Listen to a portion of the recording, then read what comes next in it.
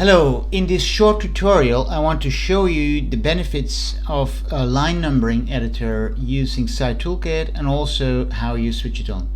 So first, if you go to your, and I'll zoom in a little bit here, if you go to your settings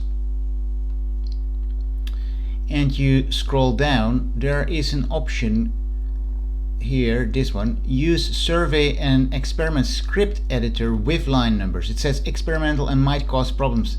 That's actually no longer the case. This is a very stable feature, and if there are problems we would fix it. So you click this and then don't forget to save all settings, and from now on, if you have this, as long as you have this setting set and you go to an experiment, say to this one, you see line numbers here. Now why is that helpful?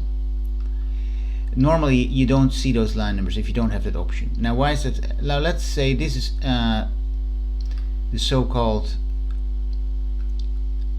Stroop effect, and you see there's some other nice features in as well here with this with these if blocks. Now let's make a mistake somewhere in our experiment. Let's say instead of show, type here, I just type a random letter here, say letter like Q show. There is no such a command. I'll save that, save, and then I compile it, and now it says unknown command in line 47, and it says command Q show is unknown and will be ignored.